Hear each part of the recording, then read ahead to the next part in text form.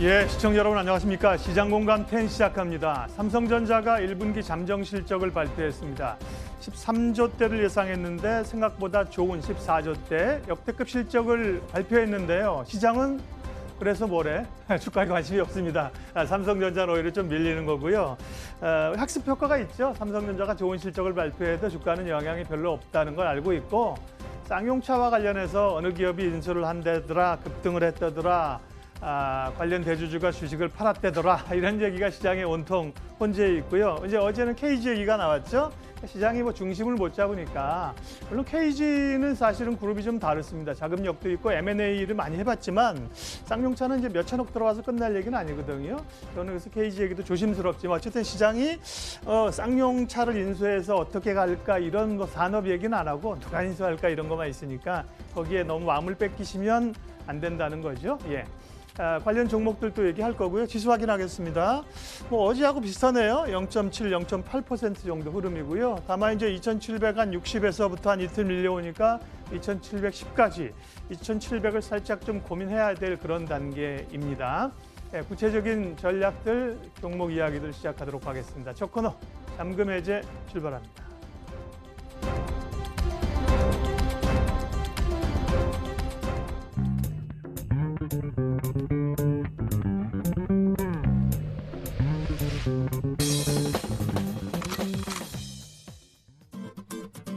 잠금 해제입니다. 시장에 많은 종목 이야기를 다룰 수 있는데 최근에 시장은 오로지 쌍용차 관련한 이슈가 수급과 이슈를 모두 잡아먹고 있는 느낌인 거죠.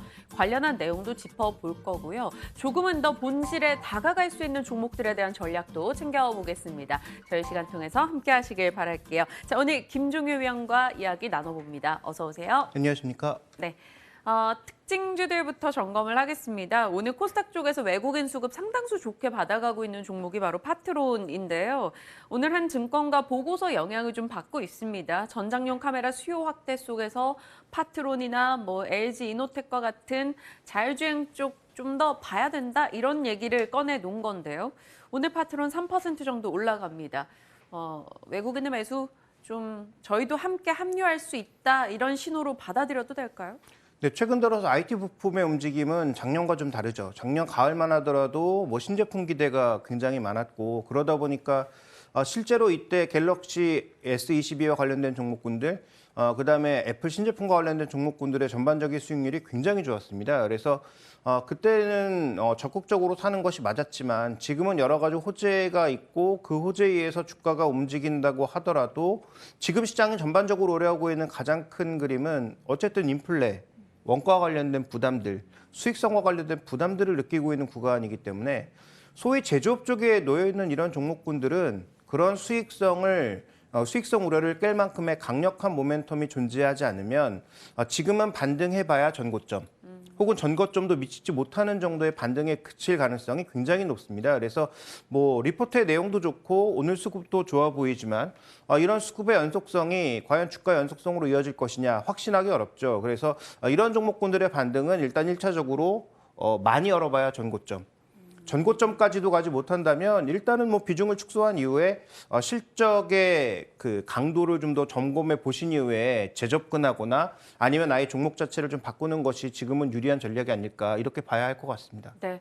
파트론의 상승에 대해서는 아직까지 좀 물음표가 많다 정도로 해석하겠습니다. 자, 오늘 뭐 특징주 내에서 사실 KG그룹주 안 할 수가 없습니다. 쌍용차 인수 추진 관련한 이슈가 나오면서 어제 장 마감 직전에 살짝 이슈가 흘러나오면서 올랐고 시간의 강세 그리고 오늘 또 급등입니다. 뭐 상한가 부근 들어가 있는 종목들 다수인데 뭐 지금 사실 대응은 늦었잖아요. 뭐 갖고 계신 분들 아니고서야. 근데 혹한단 말이에요. 그래서 또 내려올 때 사겠다 하시는 분들도 계실 것 같아서. 네, 지금 아까 앵커도 언급하셨습니다만 쌍용차 인수에 쌍용차가 없고 누가 인수하는지, 그다음에 누가 인수하는지에 따라서 각종 좀 이런 얘기 좀 그렇습니다만 각종 이제 악취가 나는 그런 뉴스들이 신문지상을 장악하고 있습니다. 인수해서 어떻게 운영하겠다, 쌍용차를 어떻게 이끌어나겠다는 뉴스는 전혀 없고 대부분 다 인수한다니까 주가가 급등했다. 그렇더니 그 주가를 팔았다. 주식을 팔았다. 그 다음에 부실한 기업 하나 인수해서 뭐 시비 발행하고 뭐 BW 발행해서 자금 마련해 보겠다. 뭐 이런 뉴스들 나오고요. 쌍방울 얘기 나왔다. 쌍방울도 지금 뭐 동일한 얘기가 나왔고 KG는 아직 확정된 얘기가 나오지 않았죠. 뭐 오늘 장중에 나올지 아니면 장 마감 후에 나올지 모르겠습니다만 확정된 뉴스에 따라서도 주가의 변동성도 굉장히 커질 수 있고요. 시장에서 지금 또 하나 화두가 되고 있는 것은 이거 쌍용차에 관심이 있는 게 아니라 쌍용차 공장 부동산에 관심이 있는 거 아니냐. 이거 지금 개발하면 개발이익이 꽤 나올 것 같아서 쌍용차는 뭐 살아날지 안 살아날지 모르겠고 이 개발이익이 한 1조 정도 된다고 쳤을 때 그러면 우리가 한 7천억 정도 그냥 쌍용차에 묻는다고 생각하고 이거 안 되면 어차피 뭐 정부나 평택시에서 조금 보존해 줄 테니까 그거 믿고 가고 그다음에 이제 쌍용차 공장을 밖으로 빼는 과정에서 지금 그 평택 시내에 쌍용차 공장이 있잖아요. 그러니까 그거 개발해서 부동산 개발하면 한 1조 남는다. 그럼 남는 장사다. 그러니까 지금 들어와야 된다라고 해서 득달같이 지금 여러 회사들이 달려들고 있는 그런 측면이 있기 때문에 이 이슈와 관련돼서는 정말로 트레이딩 혹은 미리 갖고 있던 기업이 이렇게 갑자기 뜬금없이 투자한다고 했을 때 내게 좀 수익을 줄 수 있는 그런 과정인 것이지 우리가 이걸 뭐 투자의 관점에서 혹은 뭐 적절한 어떤 목표를 가지고 투자하는 그런 관점에서의 투자는 어렵다라고 봐야 될 것 같습니다. 그래서 말씀해 주신 대로 지금 뭐 신규 진입하기도 쉽지가 않지만 뉴스에 따라서 변동성이 크게 나타날 수 있는 구간이므로 현재 KG그룹에 대한 전반적인 투자 관점은 저라면 비중을 오히려 줄여가는 그런 이 투자 포인트를 가져가시는 것이 더 적절하지 않을까 이렇게 보고 있습니다. 지금 하단으로 합승할 구간하고 물음표가 붙어 있는데 합승할 구간 아닙니다라고 답변을 주셨네요. 일단 김 의원님이라면 이런 전략을 취하겠다라는 내용들 참고해 보시길 바랄게요. 시장의 특징주들 점검을 해봤고요. 자, 오늘의 종목 열어봅니다. 잔금 해제 첫 번째는 에코프로 BM. 사실 어제 KG그룹주보다 이 종목 이슈가 장 마감되고 공시 보고 이게 더 궁금했었거든요. 근데 때마침 딱 골라주셨어요. 나아지는 수익성, 나아가는 해외 시장. 첫 번째 포인트 확인합니다. 유상증자, 무상증자 소식이 전달이 됐습니다. 유상증자 5천억 원 그리고 무상증자 이슈까지 전달됐는데 한 증권가에서 이거 해외 진출의 신호탄 아니냐라며 긍정의 비율을 냈습니다. 동의하십니까? 네. 일단 지금 다 알려진 그림이기는 하죠. 지금 우리가 에코프로 BM이나 그다음에 이제 2차 전지 소재 쪽에 투자했던 것은 우리나라 배터리 셀 종목군들이 해외 공장으로 적극적으로 진출하면서 결국 소재 기업도 같이 갈 수밖에 없다. 장비도 같이 갈 수밖에 없다가 투자 포인트 아닙니까? 그러니까 뭐 새로운 호재, 아주 신선한 호재는 아닙니다. 그래서 예전만큼의 강력한 퍼포먼스를 주기는 어렵고요. 그다음에 이제 또 하나 이제 주목해봐야 될 것은 유상증자로 해외 투자에 필요한 돈을 마련하고 그다음에 무상증자를 통해서 자본의 이동만으로 가격을 떨어뜨리는 효과를 가져간다는 거죠. 그러면 우리가 2차 전지 소재와 관련돼서 가장 크게 부담을 느꼈던 것은 밸류에이션 부담도 있지만 절대 주가가 비싸다 보니까 이제 그런 것 있잖아요.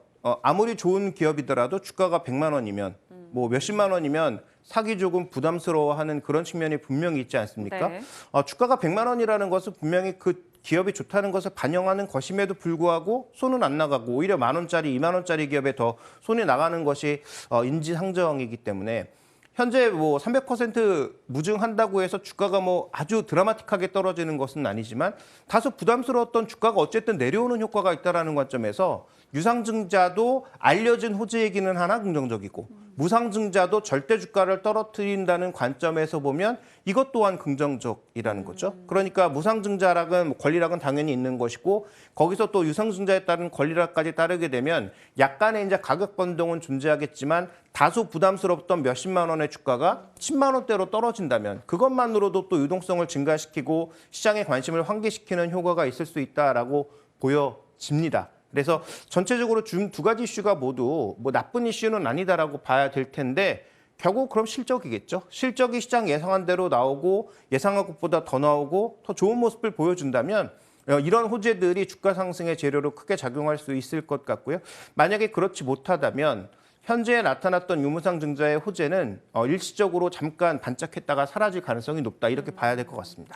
일단은 어찌됐건 플러스 알파적으로 해석해 볼 만한 이슈가 전달이 된 건데 기본의 본질이 어떤지 들어가 보겠습니다. 두 번째 포인트, 말씀 주신 실적과 연결되는 부분이죠. 수익성.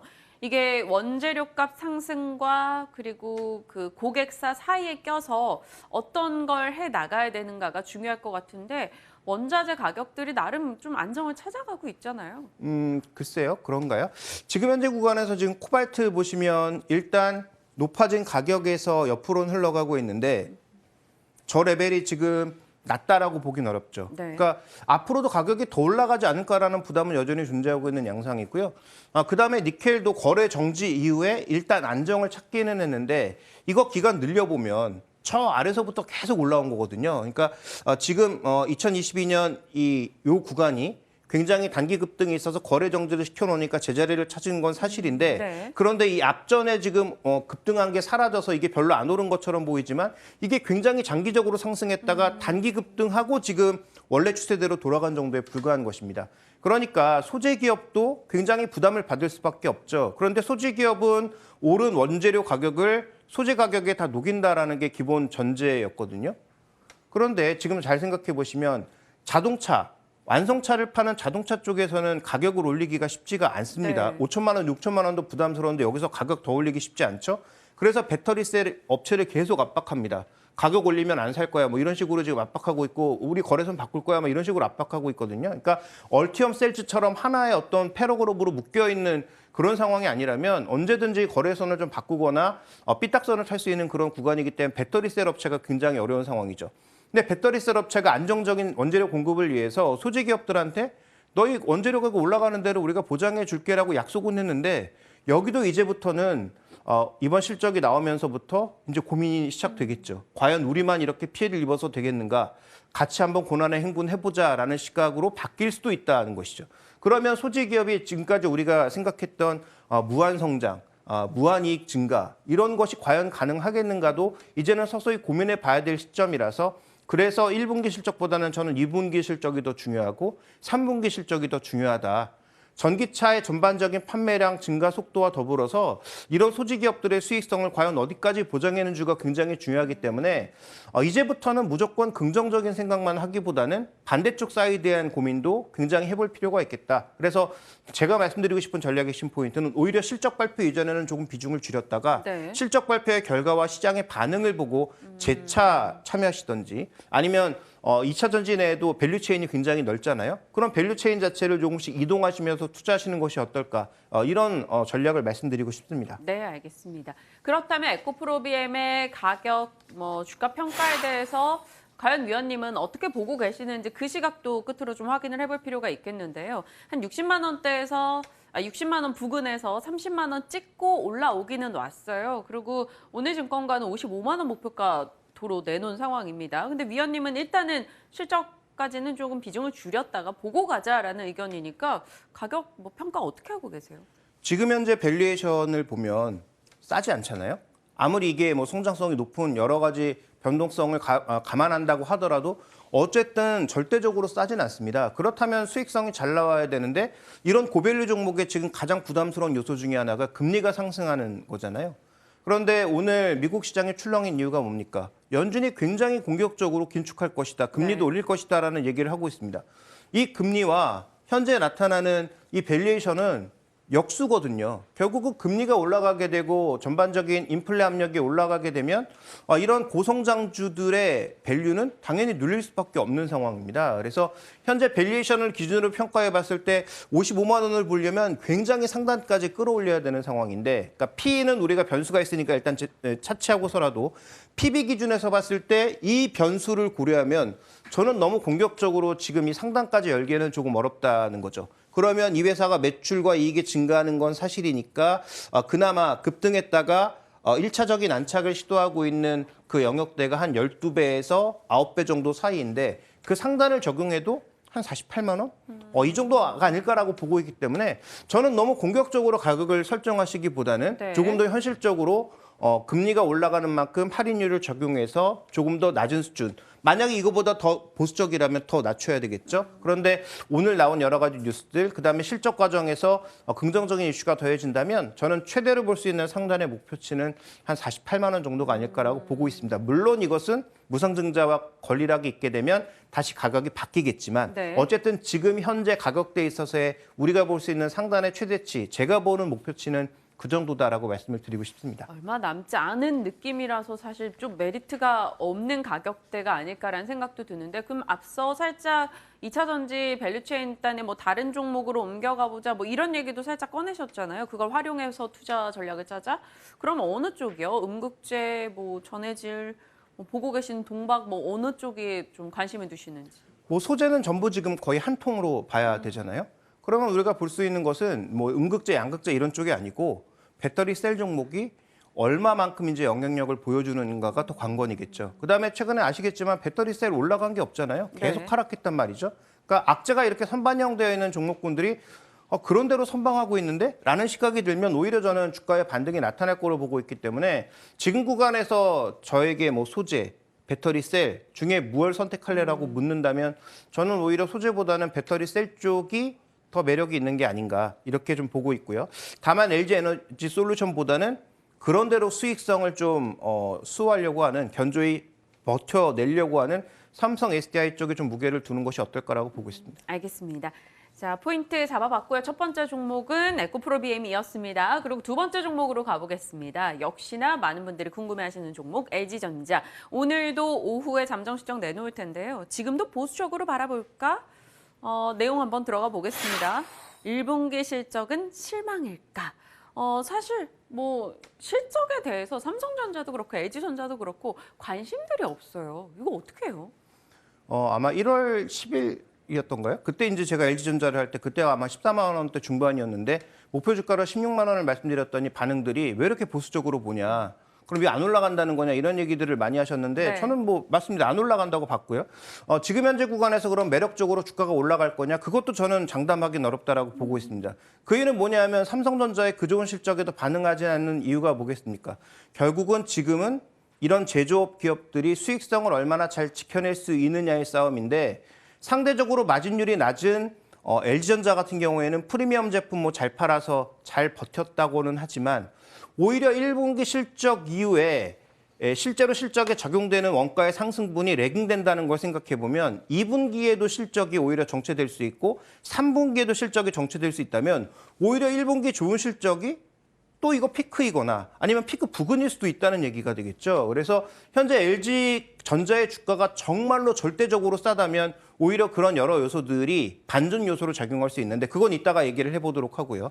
어쨌든 1분기 실적에서 핵심 포인트는 매출은 늘어나는데 과연 수익성이 떨어지는 것을 주가가 지금 충분히 반영하고 있느냐의 싸움인데 저는 어느 정도 반영된 부분은 있으나 이것 하나만 가지고 주가가 탄력적으로 올라가기는 어렵다. 이렇게 보고 있습니다.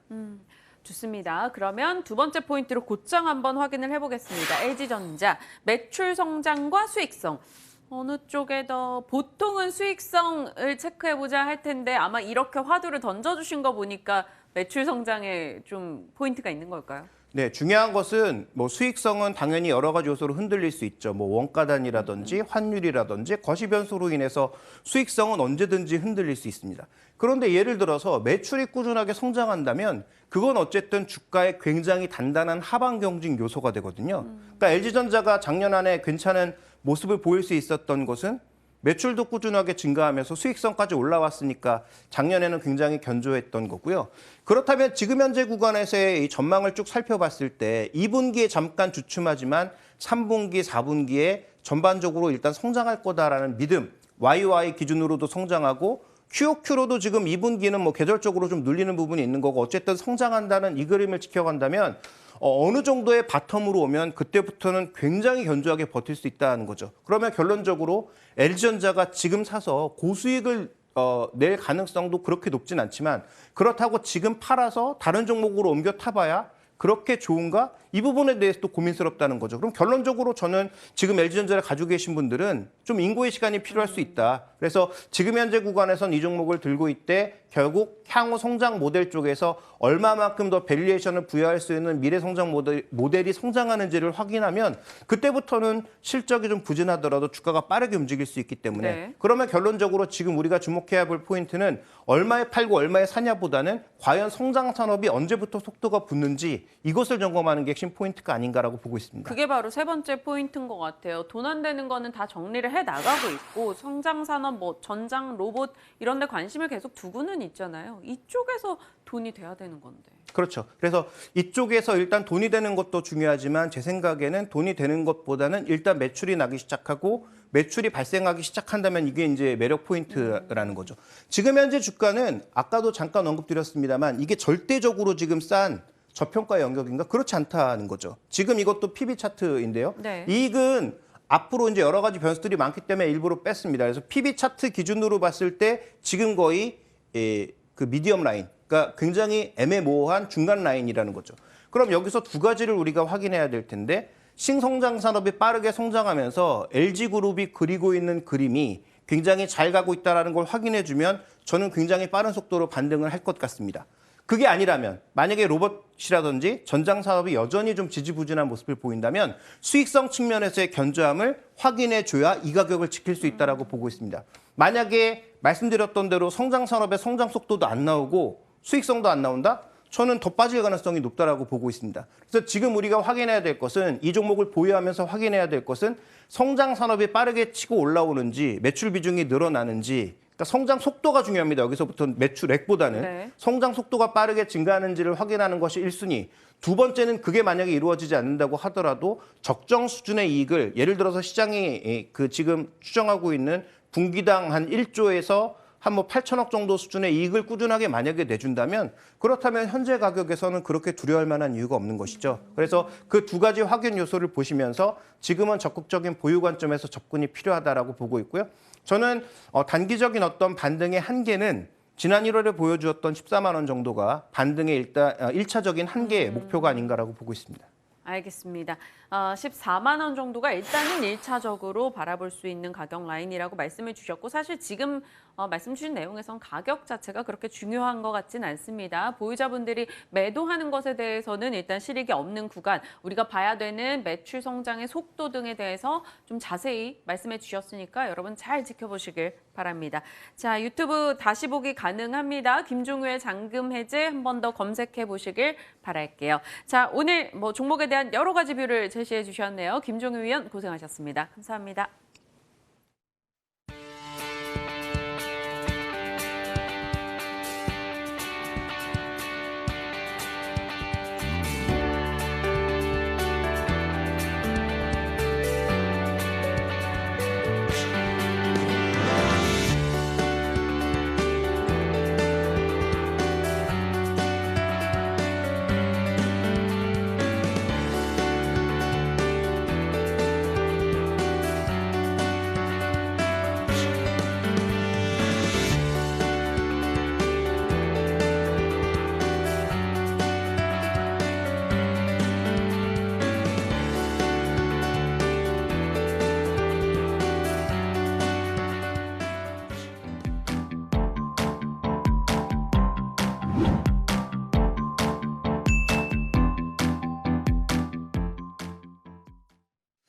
예, 투자자들이 뭐 그렇게 욕심이 많은 것도 아닙니다. 2,800 정도 한번 봤으면 좋겠는데 2,700까지 밀고 내려옵니다, 시장이요.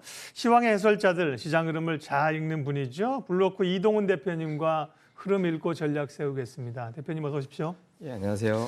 긴축의 파고와 함께 뭐 여러 우려들이 다시 불거져 오는데요. 주제부터 확인하겠습니다. 네, 이제 4월을 지나면서 5월에 센 놈이 온다. 지금 어떻게 대비하면서 종목을 보트를 가져가야 될까? 센 놈이란 이런 거겠죠. 올해 이제 FOMC 하면 50bp 금리 인상하고 지금 긴축의 속도가 양쪽 하나도 매월 950달러 쳐가겠다. 아마 이걸 얘기하는 걸로 저는 이해했는데, 예, 시장은 어떻게 될까요? 추가적인 영향을 받을까요? 우선 뭐 기본적으로 이제 4월은 웬만한 악재는 이제 견딜 수 있는 장이기도 하잖아요. 예. 보통 이제 코스닥 같은 경우 2013년도 이후에 4월에는 빠지지 않았다는 점에서 본다라면 우리가 뭐 상식적으로 생각해도 4월에 이제 배당금 입금되거든요. 뭐 코스피가 시가총액 2천조 원 정도 잡고 그중에 1% 시가 배당 1%만 잡아도 20조 원 정도 들어오고 그럼 하루 평균 1,000억 원 정도의 추가 매수할 여력이 생기는 거니까 웬만한 악재는 이제 견딜 수 있는데 문제는 이 웬만한 악재가 이 될 수 있는 거냐라는 거에 대한 네. 고민이 좀 있죠. 오늘 FOMC 회의록에서 나왔습니다만 이제 연준에서는 숫자를 노출했습니다. 0.5%포인트 올리려다가 한 번 참았다. 그러게요. 예, 그러면 뭐 2번 이상 연속적으로 올릴 확률이 높아졌죠. 그리고 우크라이나만 아니었으면 3월에도 50bp 갔을 거다. 그렇죠. 그러면 결국엔 이번에 올리겠다는 얘기잖아요. 그렇죠. 예. 예, 그리고 이제 양적 긴축의 시점과 그다음에 규모도 어느 정도 노출을 했습니다. 그러니까 5월부터 950억 달러 정도 축소해 나갈 건데 이게 우리나라 돈으로 치면은 상당히 큰 돈이거든요. 뭐 네. 100조 원이 넘는 돈이기 때문에 그런 속도로 이제 축소해 나간다면 돈을 그렇게 빼갈다고 했을 때 시장이 과연 견딜 수 있을 거냐. 근데 불확실성이 오히려 좀 노출되고 좀 해소된 측면도 봐야 될 것 같습니다. 그러니까 시장에서 일정이 언제가 될지, 그 규모가 어떻게 될지에 대해서 궁금함이 많았었는데 이게 일정이 이제 진행이 되면 물론 이제 이전에 2017년도에는 100억 달러에서부터 시작해서 500억 달러까지 점차적으로 늘렸지만 지금은 첫 단추부터 950억 달러거든요. 근데 지금 연준의 어떤 대차 대조표 늘어난 수치가 지금 거의 9조 달러 정도 되잖아요. 그러니까 늘어난 걸 감안해 본다라면 이 정도 속도는 어느 정도 감당이 가능하다 이렇게 봐야 될 것 같고요. 그리고 또 한 가지는 이 긴축의 목적이 뚜렷합니다. 그러니까 이자 비율을 높여서라도 물가를 잡겠다라는 거거든요. 최악의 시나리오는 이자도 올라가고 물가도 올라가는 건데 오늘 국제유가가 97달러대로 좀 주저앉는 그런 모습이 나왔거든요. 여기서 만약에 유가가 조금 더 안정이 된다라면 긴축에 대한 부담을 좀 줄일 수 있기 때문에 굉장히 단기 급등이 있어서 거래 정지를 시켜놓으니까 제자리를 찾은 건 사실인데 네. 그런데 이 앞전에 지금 급등한 게 사라져서 이게 별로 안 오른 것처럼 보이지만 이게 굉장히 장기적으로 상승했다가 단기 급등하고 지금 원래 추세대로 돌아간 정도에 불과한 것입니다. 그러니까 소재 기업도 굉장히 부담을 받을 수밖에 없죠. 그런데 소재 기업은 오른 원재료 가격을 소재 가격에 다 녹인다라는 게 기본 전제였거든요. 그런데 지금 잘 생각해 보시면 자동차, 완성차를 파는 자동차 쪽에서는 가격을 올리기가 쉽지가 않습니다. 네. 5천만 원, 6천만 원도 부담스러운데 여기서 가격 더 올리기 쉽지 않죠. 그래서 배터리셀 업체를 계속 압박합니다. 가격 올리면 안 살 거야. 뭐 이런 식으로 지금 압박하고 있고 우리 거래선 바꿀 거야. 뭐 이런 식으로 압박하고 있거든요. 그러니까 얼티엄 셀즈처럼 하나의 어떤 패러그룹으로 묶여 있는 그런 상황이 아니라면 언제든지 거래선을 좀 바꾸거나 삐딱선을 탈 수 있는 그런 구간이기 때문에 배터리셀 업체가 굉장히 어려운 상황이죠. 근데 배터리셀 업체가 안정적인 원재료 공급을 위해서 소재 기업들한테 너희 원재료 가격 올라가는 대로 우리가 보장해 줄게라고 약속은 했는데 여기도 이제부터는 이번 실적이 나오면서부터 이제 고민이 시작되겠죠. 과연 우리만 이렇게 피해를 입어서 되겠는가? 같이 한번 고난의 행군 해보자라는 시각으로 바뀔 수도 있다는 것이죠. 그러면 소재 기업이 지금까지 우리가 생각했던 무한 성장, 무한 이익 증가 이런 것이 과연 가능하겠는가도 이제는 서서히 고민해 봐야 될 시점이라서 그래서 1분기 실적보다는 저는 2분기 실적이 더 중요하고 3분기 실적이 더 중요하다. 전기차의 전반적인 판매량 증가 속도와 더불어서 이런 소재 기업들의 수익성을 과연 어디까지 보장하는지가 굉장히 중요하기 때문에 이제부터는 무조건 긍정적인 생각만 하기보다는 반대쪽 사이드에 대한 고민도 굉장히 해볼 필요가 있겠다. 그래서 제가 말씀드리고 싶은 전략의 신포인트는 오히려 실적 발표 이전에는 조금 비중을 줄였다가 네. 실적 발표의 결과와 시장의 반응을 보고 재차 참여하시던지 아니면 2차 전지 내에도 밸류체인이 굉장히 넓잖아요. 그럼 밸류체인 자체를 조금씩 이동하시면서 투자하시는 것이 어떨까 이런 전략을 말씀드리고 싶습니다. 네, 알겠습니다. 그렇다면 에코프로비엠의 가격, 주가 평가에 대해서 과연 위원님은 어떻게 보고 계시는지 그 시각도 끝으로 좀 확인을 해볼 필요가 있겠는데요. 한 60만 원대에서 60만 원 부근에서 30만 원 찍고 올라오기는 왔어요. 그리고 오늘 증권가는 55만 원 목표가 도로 내놓은 상황입니다. 근데 위원님은 일단은 실적까지는 조금 비중을 줄였다가 보고 가자라는 의견이니까 가격 평가 어떻게 하고 계세요? 지금 현재 밸류에이션을 보면 싸지 않잖아요. 아무리 이게 성장성이 높은 여러 가지 변동성을 감안한다고 하더라도 어쨌든 절대적으로 싸진 않습니다. 그렇다면 수익성이 잘 나와야 되는데 이런 고밸류 종목의 지금 가장 부담스러운 요소 중에 하나가 금리가 상승하는 거잖아요. 그런데 오늘 미국 시장의 출렁인 이유가 뭡니까? 연준이 굉장히 공격적으로 긴축할 것이다. 금리도 네. 올릴 것이다라는 얘기를 하고 있습니다. 이 금리와 현재 나타나는 이 밸류에이션은 역수거든요. 결국은 금리가 올라가게 되고 전반적인 인플레 압력이 올라가게 되면 이런 고성장주들의 밸류는 당연히 눌릴 수밖에 없는 상황입니다. 그래서 현재 밸류에이션을 기준으로 평가해 봤을 때 55만 원을 보려면 굉장히 상단까지 끌어올려야 되는 상황인데, 그러니까 P는 우리가 변수가 있으니까 일단 차치하고서라도 PB 기준에서 봤을 때 이 변수를 고려하면 저는 너무 공격적으로 지금 이 상단까지 열기에는 조금 어렵다는 거죠. 그러면 이 회사가 매출과 이익이 증가하는 건 사실이니까 그나마 급등했다가 1차적인 안착을 시도하고 있는 그 영역대가 한 12배에서 9배 정도 사이인데 그 상단을 적용해도 한 48만 원? 이 정도가 아닐까라고 보고 있기 때문에 저는 너무 공격적으로 가격을 설정하시기보다는 네. 조금 더 현실적으로 금리가 올라가는 만큼 할인율을 적용해서 조금 더 낮은 수준. 만약에 이거보다 더 보수적이라면 더 낮춰야 되겠죠. 그런데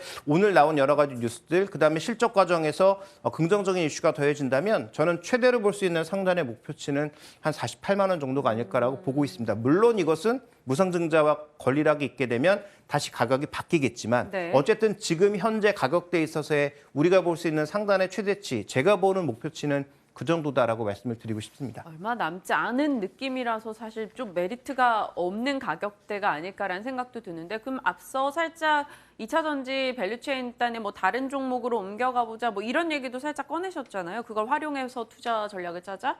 그럼 어느 쪽이요? 음극재, 뭐 전해질, 뭐 보고 계신 동박 뭐 어느 쪽에 좀 관심을 두시는지.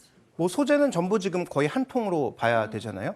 그러면 우리가 볼 수 있는 것은 뭐 음극재, 양극재 이런 쪽이 아니고 배터리 셀 종목이 얼마만큼 이제 영향력을 보여주는가가 더 관건이겠죠. 그다음에 최근에 아시겠지만 배터리 셀 올라간 게 없잖아요. 계속 네. 하락했단 말이죠. 그러니까 악재가 이렇게 선반영되어 있는 종목군들이 그런 대로 선방하고 있는데? 라는 시각이 들면 오히려 저는 주가의 반등이 나타날 거로 보고 있기 때문에 지금 구간에서 저에게 뭐 소재, 배터리 셀 중에 무엇을 선택할래라고 묻는다면 저는 오히려 소재보다는 배터리 셀 쪽이 더 매력이 있는 게 아닌가 이렇게 좀 보고 있고요.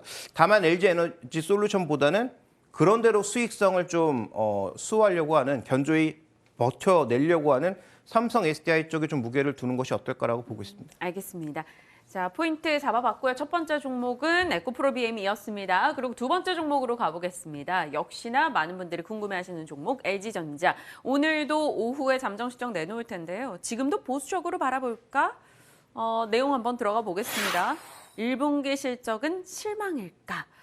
사실 뭐 실적에 대해서 삼성전자도 그렇고 LG전자도 그렇고 관심들이 없어요. 이거 어떻게 해요?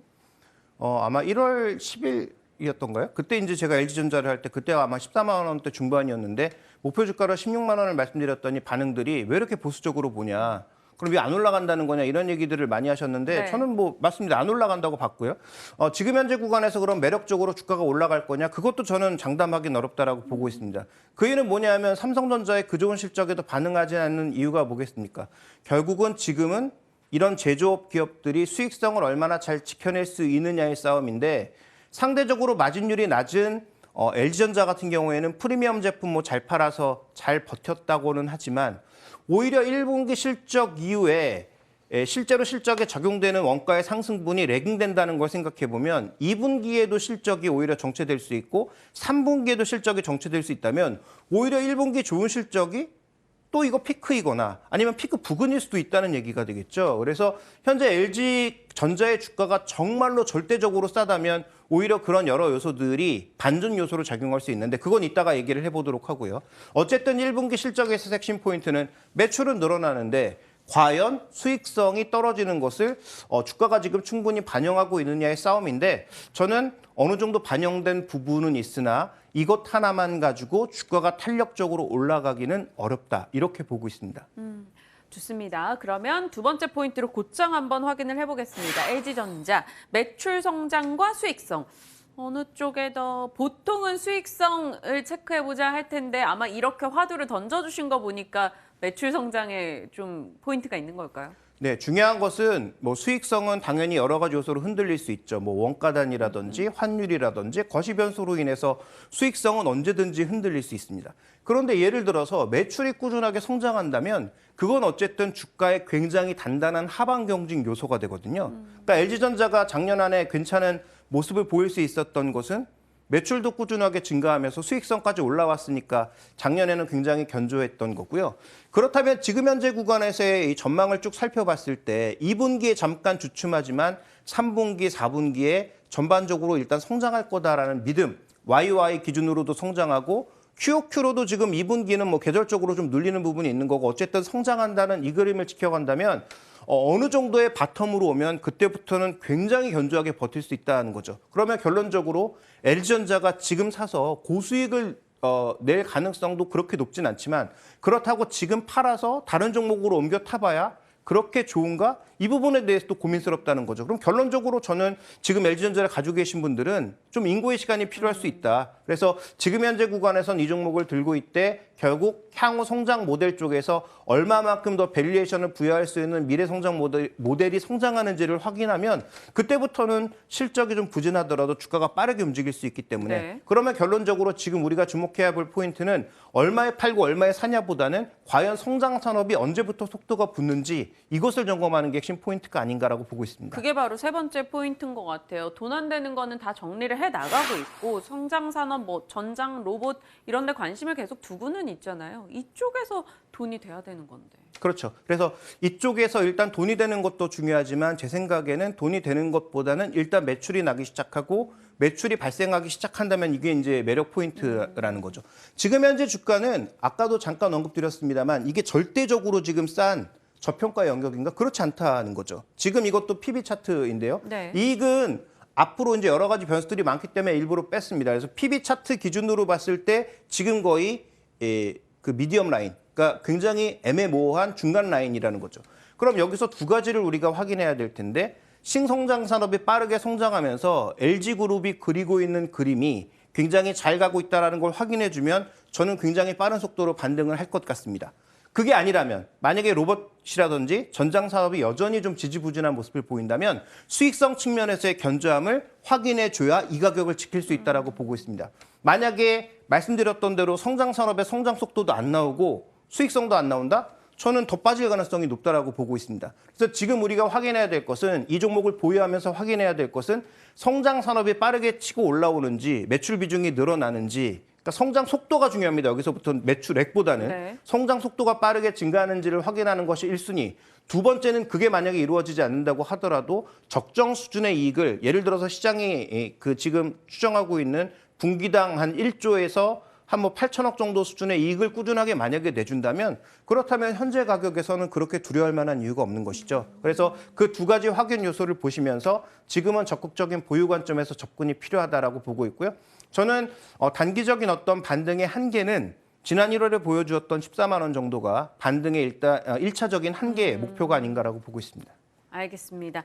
14만 원 정도가 일단은 1차적으로 바라볼 수 있는 가격 라인이라고 말씀을 주셨고 사실 지금 말씀 주신 내용에선 가격 자체가 그렇게 중요한 것 같진 않습니다. 보유자분들이 매도하는 것에 대해서는 일단 실익이 없는 구간, 우리가 봐야 되는 매출 성장의 속도 등에 대해서 좀 자세히 말씀해 주셨으니까 여러분 잘 지켜보시길 바랍니다. 자, 유튜브 다시 보기 가능합니다. 김종우의 잔금 해제 한 번 더 검색해 보시길 바랄게요. 자, 오늘 뭐 종목에 대한 여러 가지 뷰를 제시해 주셨네요. 김종우 위원 고생하셨습니다. 감사합니다.